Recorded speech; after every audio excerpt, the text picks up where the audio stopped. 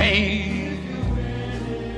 If you win it, comes and goes in a minute. Where's the real stuff in life to cling to? Long. Hello, everyone, and welcome to the Boomer Pod podcast, where we interview entertainment celebrities. Our guest today is stunt coordinator, performer, and instructor, Michael Long. Welcome, Mike. Welcome. How you guys doing? Good. And thank you for being with us on the Boomer Pod. Mike, let's talk about your career. How did you originally get interested? I was literally at a Market Basket grocery store, and there was a gunslinger shootout in front of to open the store. And I thought that was pretty cool. And I asked him, gee, how do you get into this? How do you do this? And I was kind of a rodeo guy. I broke ponies for children's rides and stuff. And so I knew about the rodeo industry and that kind of stuff. And I asked them what they were doing. And lo and behold, this older gentleman in Anaheim, California, he had a little gunslinger group. And next thing I know is he was teaching me how to bullwhip and do fast quick draw guns and fights and everything else. And next thing I knew is that's what I started doing. And we were actually touring different rodeos and stuff. We'd be the entertainment out front when the people are going in. So I ended up touring with Larry Mahan All Pro Rodeo for a while, doing all that. So that's how I got myself started. And plus I was a gymnast and stuff like that. So it all kind of came to play, and motorcycle rider and horseman and all the good stuff. Well, anybody that knows anything about the rodeo knows who Larry Mahan is. How old were you when this happened? Oh gosh, I was about 19, 20, something like that, around there. A young boy. Oh yes. Let's talk about film. Respective challenges that you faced in films such as Red with Bruce Willis, Morgan Freeman, and John Malkovich. Oh, I was just one of the drivers, actually, one of the little people. I mean, we did a lot of the driving for the show. That I ended up driving. A lot of parts I played were policemen, firemen, that kind of stuff. So I ended up playing the fire chief and driving into a couple of the scenes where they were trying to blow things up in a I don't want to say a warehouse. It was where a bunch of cargo containers were. And so we did a bunch of slides and crashes and stuff like that into there. So that was a lot of fun. Yes. My buddy was Lex Gettings and whatnot. They all were the coordinators on the show. So I was just one of the little people. I was doing that while I was doing the Green Lantern all at the same time. So when they would call me and say, well, you got your lines for the Green Lantern? I said, well, right now I'm on this show, so let me finish what I'm doing here, then I'll continue on with Green Lantern and go from there. Well, the Green Lantern is next on my list. Tell us about that. Well, they first I was being hired as just a stunt guy running with everybody else. We must have had 35, 40 stunt people on the show, running down the streets with the blob chasing us and whatnot. And then they realized they needed a traffic control officer up in the traffic control, because he had to, as the plane came in to crash into the tower, we all had to dive down a 45-foot stairway to get out of the way. And I ended up getting the part because I was one of the guys that did dialogue. I love doing dialogue on shows. And so my other stunt guys that were asked to do it, they were actually helicopter pilots, and they knew how to talk to the control center. And they said, well, we don't want to do this. This is, it's too boring, too weird. So I said, sure, I'll do it. Next thing I know, I'm the guy doing the dialogue in between Tim Burton and not Tim Burton, but the two main actors. And I had to dive down a 45-foot stairway, tumbling all the way down, and did a great job. Had a lot of fun. That's great. That was Ryan Reynolds and Blake Lively, right? Yes, yes, it was. He took a beating on a lot of things. Let's talk about TV. Stranger Things with Winona Ryder. How was that? Well, I was the first coordinator on the first episodes of it because I was very familiar because I did IDDT. That's when I started, and so I was very familiar with what they were going to do. And I worked with kids a lot because I did a lot of kid shows, Nickelodeon, that kind of stuff.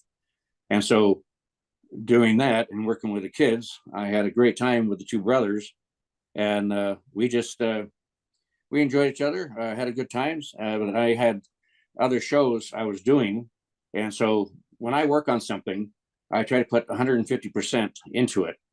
But then, and we weren't sure how Stranger Things were going to go, because we didn't know if it was to be a good, a TV show. You never know. And now it's still running today.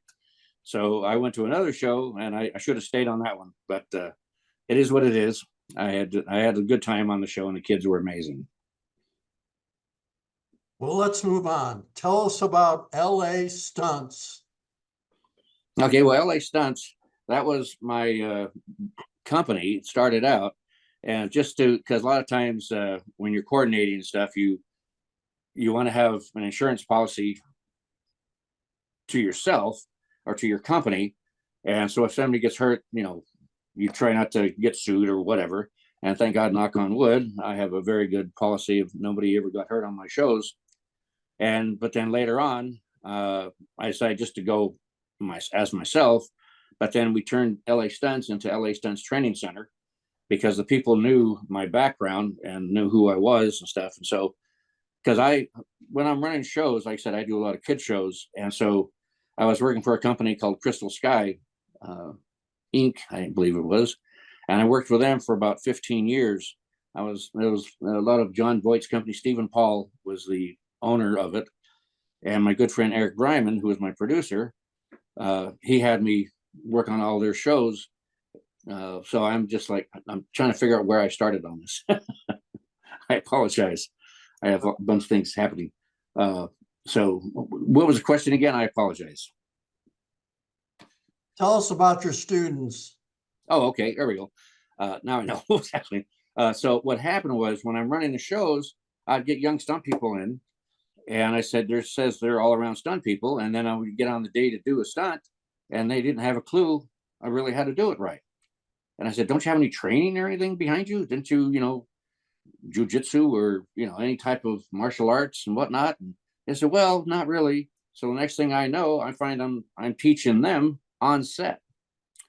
And then I ended up teaching, of course, I ended up teaching a lot of the actors on set also, because you got to show, fights a certain way and just kind of keep them safe.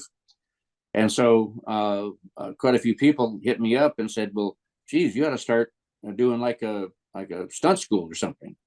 And I kind of nah, I really don't want to do that. It's like, because back in the day, it was like teaching magic, to different people. We wanted to keep it all inside. So what I decided to do, we ended up moving to New Mexico, and the producers there were saying, gosh, can you please do something and teach the locals how to do the stunts and whatnot properly? Because we'd get on shows. The next thing I know is I'm training a couple of young people that were horse people and whatnot from New Mexico. And next thing I know is I'm teaching them how to do stunts. So we decided we're going to go ahead and do a training center, but I wanted to completely do it as if we were going to college. Because a lot of schools, a lot of centers, say, for instance, you're doing trampoline. Okay, well, they would take 8 hours of doing trampoline. And I'm going if somebody's tired and they're not getting the trick or whatever, you're going to get upset with yourself. And so what I decided to do is I said, if we do this, we're going to do it an hour of fights, an hour of mini tramp, an hour of trampoline, an hour of high falls, different things during the week. So, and it was kept changing. So if some student wasn't getting it, we would move on to something else. And then the next day we go back to it, the exact same stuff. There was oh, that's how you do that. See, so you didn't want to get them upset with themselves, because once you get upset with yourself, you're fighting yourself inside, and it doesn't work. And so the more and more I did it, the more and more coordinators kept saying, I'm going to send my kids to you because you're teaching old school stunts the way it's supposed to be taught. Because nowadays, not too many really know how to do high falls. Like my highest high fall was 125 feet. Wow. And you just nowadays you're on a wire. Anything after anywhere from 30 to 50 feet, you're put on a wire to make sure you do the high fall right. But the old school stuff is still there, and I think in a new Fall Guy movie that's supposed to be coming out very soon, if not out now, they do a lot of the old school stunts the way we used to. No CGI, just real. And I think that's a blessing, and it's all about the stunt people and behind the scenes how we train and do everything else. So that was one of the things why I started training, was because a lot of people wanted to get into the stunt business, and it's like if you're an actor, you have a lot of acting seminars, and so you sign up for those, and that's okay. But for some reason, stunt people kind of shied away from going to a training center or going to a stunt, because they're just like, oh no, we got to learn in somebody's backyard. Well, if that person doesn't want to teach you in his backyard, how are you going to learn? So we decided to do that, and we got very successful at it. And I can actually say we put hundreds of new people in the industry, and I'm very proud of that. Even if they say they came to us or not, a lot of them had their first stunts, anything example at LA Stunts Training Center. So we're very proud of that. But a lot of the career people that are out there today came through us. Are you still training, Mike? Not really, because I moved on. I'm now we're doing seminars. They want me. Matter of fact, I'm here, like I said, in San Clemente, which is close to San Diego, and they've got in contact with me in San Diego. The San Diego SAG people want me to do a stunt seminar down there to train some of their actors. So I'm going to get together with some of my people and see if we can do a seminar down south in San Diego and see how they like it and whatnot. But I enjoy teaching still. I mean, if they call me to consult or something like that, I thoroughly enjoy it. But my students now took over my building and everything. They are teaching, they are training in wire work, in fights, different martial arts stuff, in weapons training and everything else. So that is still happening in Beaufort at my building. But I had the kids buy me out so I could relax and semi-retire here in San Clemente with my wife. That's great. Terrific. Now, what do you consider your greatest accomplishments, Mike? Well, I think the training center, personally, because it was a lot of me and a lot that I put out in the years. And I put a lot of people to, in the business, in the industry. I'm very proud of them. Pretty much that. And just, I enjoyed working on shows, working on TV shows and stuff, and helping actors and things like that. And, the friendships and bonds you have with the people in the industry that, the Oscars don't show. But it's just working with everybody, working with a lot of great actors and stuff like that. That's just, it was a lot of fun. A lot of fun. And how about career and life challenges? Well, it kind of goes with all the stunt training centers I did and all the different TV shows I ran and was very successful in and had a lot of fun with them. I think one of my best films, the feature films that I enjoyed doing, and it wasn't real big stunty, but it meant a lot to me, was Peanut Butter Falcon. And that was because that was with a young man that had Down syndrome. And one of the main things and hard things of that was the stunts we had to do. Like, for instance, one of them was that he had to do a 30-foot jump into water. Well, unfortunately, the one main thing that the directors wanted me to do and producers was to have him do the stunts. And so we had to train him how to do things. And we had a perfect body double for him. And he did them too, also, to make sure. And once he saw somebody do them and we trained him, He felt very comfortable with a lot of stuff we did. And so that type of show meant more to me than, say, Green Lantern or something, because that was from the heart. And I really enjoyed it. And the actors and the bond we did with that was a lot of fun. What a great experience. If you could change one thing about your life or your career, what would it be? Not really anything.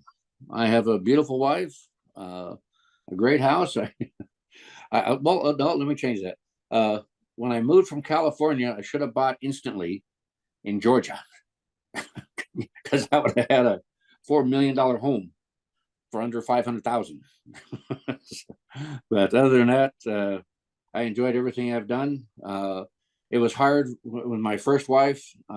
She helped put me through everything, and it was hard to not see my daughter grow up as much because I was always gone, and that affected our marriage, and so we both went separate ways. But other than that, I love everything I've done, and I wouldn't change the world. I was definitely not made for an office job, although that's how I became in business, because I did have an office job and I was a manager for different companies. So, but other than that, I love everything I've done and continue on. And I still help the young kids today as much as possible. Now, where do you hope to be in the next 5 years? Alive. Agreed. I'm very happy. Retired, more retired. I guess I'll be in 5 years. But I still, you miss the sets and stuff like that. My young people keep asking me, if I'm going to keep on doing it, and I would love to, but crazy things have happened since the strike happened. Now we're not sure what's going on. So I've slowed down quite a bit, and just enjoying life here, and taking my bike rides, and we go work out. Well, of course, I worked out before, but now my wife and I really enjoy our time together. And once I go on sets again, I'll be taking her with me, or she'll come visit on sets and stuff to be happy, because she just said, well, when we got married, weren't you supposed to take off every 2 or 3 months so I could be happier?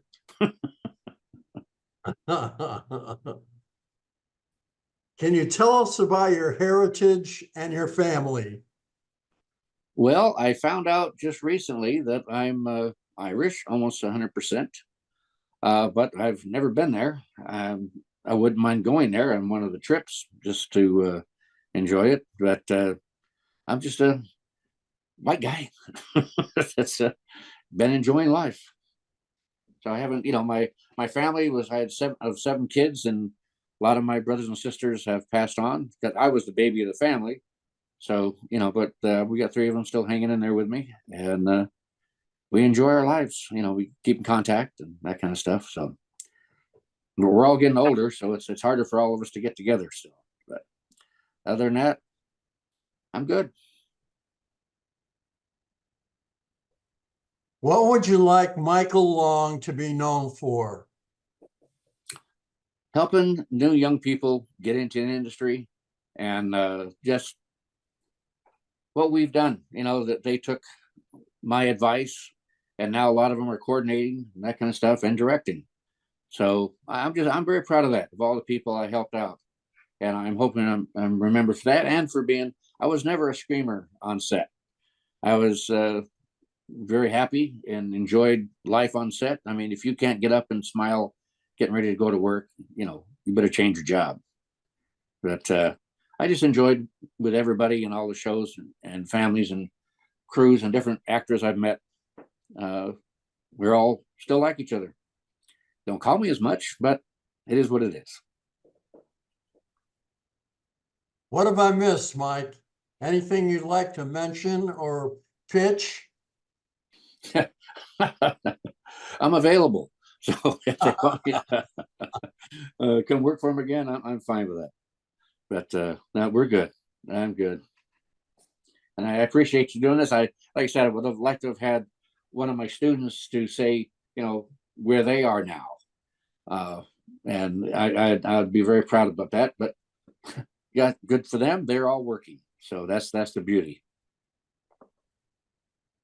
Will you join us again in the future to give us any updates that you have? Sure. If I'm still alive, I'll definitely give you a buzz.